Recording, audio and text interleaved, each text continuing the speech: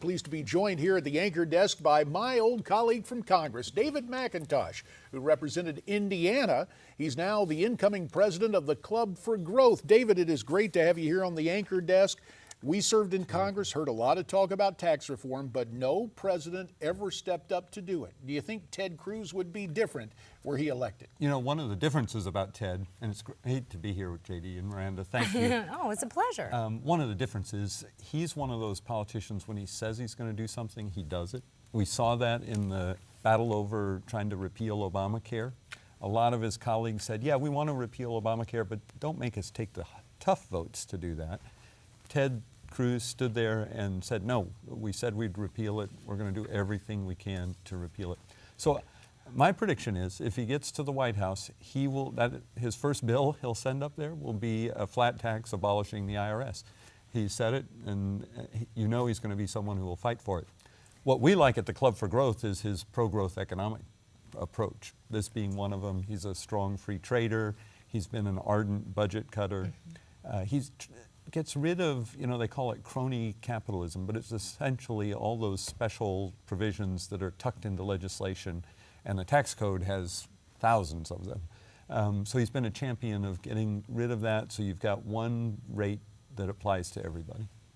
Is there anything that he said that did concern you? You know, no. In his announcement, we were very pleased with all of the policies he announced. I think his challenge is there are several very good candidates who are running. Unlike some previous cycles, the Republican Party is really blessed this time to have good choices to sort through and see who they like best. Well, mindful of that, and David, you mentioned that in addition to being for lower taxes and tax reform, Ted Cruz is a, quote, free trader. Now, there has been some disagreement within the conservative community about trade, especially trade with China. Do you see that developing as one of the fault lines as Republicans move to choose a nominee? I think that could be. You've seen some differences there. The Club for Growth is very strong pro-free trade, and without trying to put barriers to it, let the marketplace take care of it. And you're right, other people disagree with that. I think another issue that will come up a lot is something we don't really deal with, but it's a major topic in a lot of these races that you're aware of, the immigration and what do we do with that. So Ted will have to address that. His Hispanic background, I think, will give him credibility in that area as he takes a pretty strong secure the border position. Actually, I wanted to let you know, and all your viewers, we've done a white paper that will be coming out later on our website. Well, that's good to know. We will be back to talk more about the website and more about putting pencil to paper and figuring out a budget in Washington. Will we finally see one from this president and the Congress? That's ahead with my friend David here on America's Forum. Let us continue our conversation now with my old congressional colleague, David McIntosh, incoming president of the Club for Growth here on our anchor desk.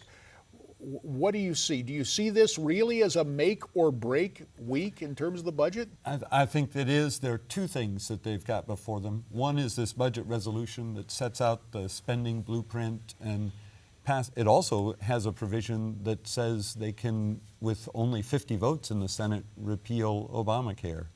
Now, we know the president will veto it, but that'll make it crystal clear that Republicans did as much as they can to repeal that.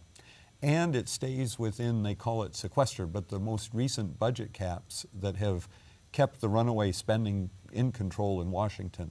So they deserve a lot of credit for that. There's another bill coming up called the doc fix, where unfortunately Speaker Boehner went the other way and started negotiating with Nancy Pelosi, and that bill's a budget buster. So they've got two important things. If we want them to get the budget done and stay within those limits, but we don't want them to pass the doc fix where they then turn around and spend another $200 billion on a bill that isn't paid for. Which one do you find to be the most appealing? The budget is definitely, the way it's written in the House, which I'm most familiar with, it balances within 8 years, it stays in those spending cuts, and it authorizes the repeal of Obamacare. Of course, one of the folks who will be voting on that budget is Senator Ted Cruz, and we want to double back as we get a look at John Boehner and some of the House leadership right there. We'll consider ourselves duly warned about the so-called doc fix dealing with Medicare and all those questions that come up. But I want to double back. We had some technical problems earlier when we were talking about Ted Cruz, and it bears repeating, I believe, your thoughts about Senator Cruz and his campaign for the presidency. Yeah, what you see with Senator Ted Cruz is one of the smartest members of the Senate. He was a Supreme Court litigator, won against the odds in Texas against a very established candidate.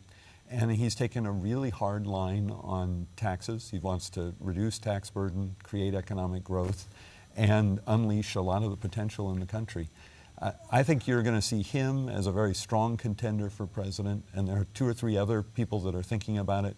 We've got a great array of choices on the Republican Party, and it's neat, it's cool really to see Ted Cruz out there, out of the box, saying, I'm going to be as conservative as president as I have been in the Senate. Does that concern you at all? Because some opponents of him have said that they're concerned that he does draw too hard of a line.